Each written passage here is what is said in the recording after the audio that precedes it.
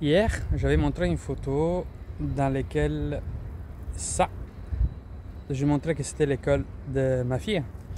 Et ça plutôt, c'est devenu mon nouveau bureau.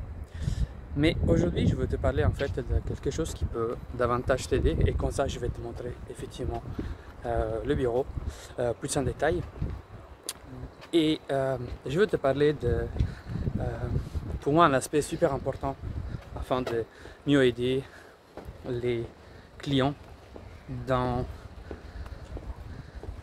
le dépassement de soi ou tout simplement pour dépasser leur blocage. Et c'est la capacité à porter nos clients à développer celle qu'on appelle l'intelligence positive. Qu'est-ce que c'est l'intelligence positive? L'intelligence positive est la capacité à voir derrière une difficulté, et donc le problème, la solution, et donc le possible. Si on y pense bien, quand nos clients ils se sont bloqués, quand les clients ils se sont enfermés, se sont bloqués quand leur perceptif est limité, il est restreint. Faisons un exemple. Imagine-toi d'être dans une chambre. Et cette chambre, elle est petite. Tellement petite qu'il y a juste la place pour toi et un grand rocher qui occupe toute la dimension de la pièce. Si le caillou est ton problème, dans une toute petite pièce, cet caillou, il va paraître en fait immense. Immense. Et surtout en fait impossible à dépasser. Tout est serré là-dedans. Le caillou il est immense et tu te sens bloqué. Et bien en même temps, maintenant dans la même configuration, je t'invite en fait à penser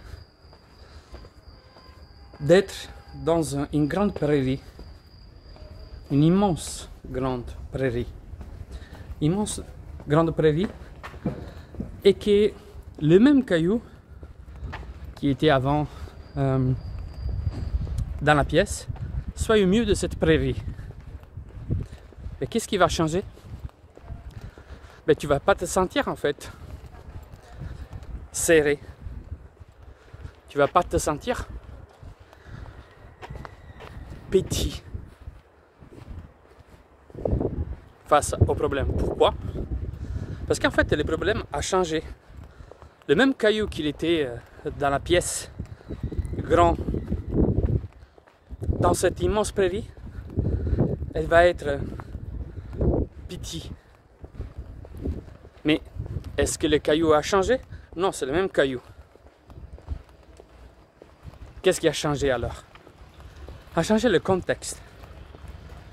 Et quand on pense et quand on s'adresse en fait aux êtres humains, le contexte n'est ni plus et ni moins que notre système perceptif. Dès lors qu'on change le contexte, les problèmes changent. Et comme le caillou il devient plus petit, ça ne veut pas dire en fait que ça s'enlève, il est présent, mais il n'est plus encombrant, il n'est plus oppressant.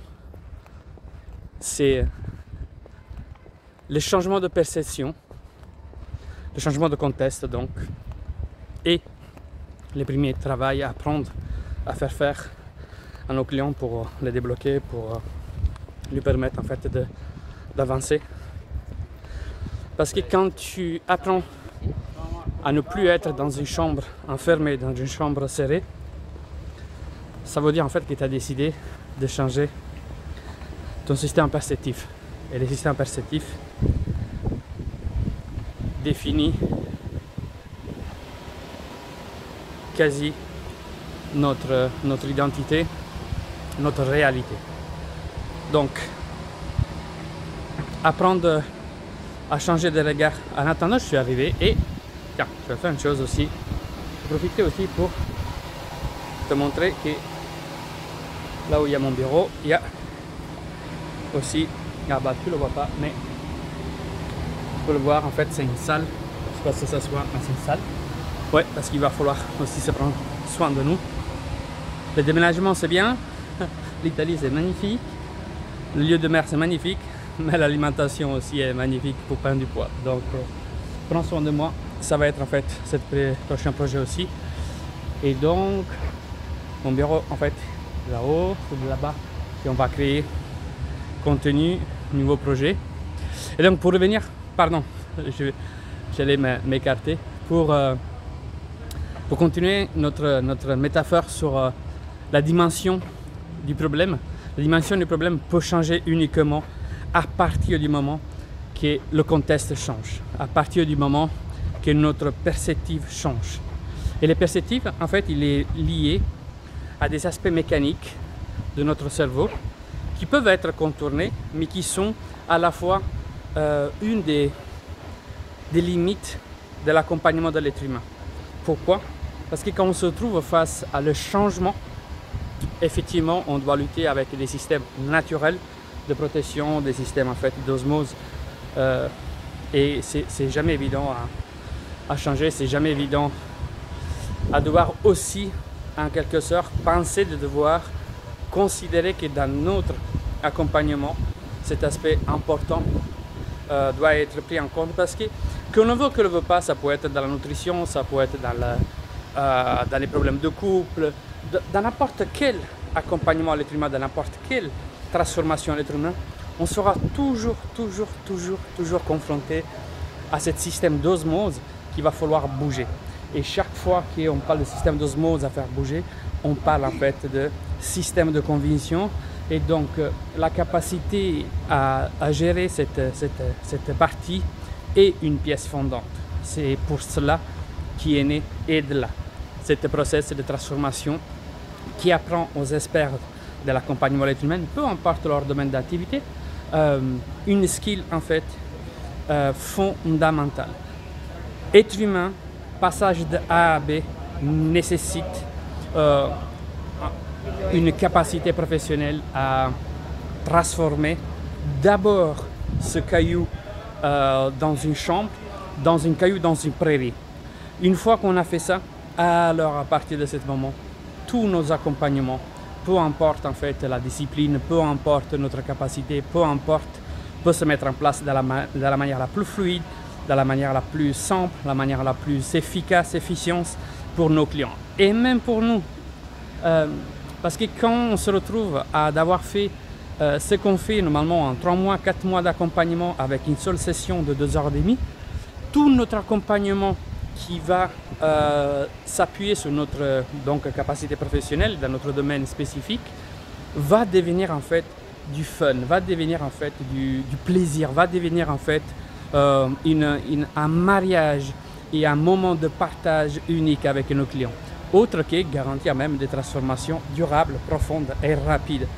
Vu qu'on peut faire en fait une seule session, c'est que on fait normalement en 3 mois d'accompagnement, car on réunit ensemble tous les leviers psychologiques et mécaniques pour arriver à tel résultat. Donc, dorénavant, pense que tes clients sont dans une chambre avec un immense caillou.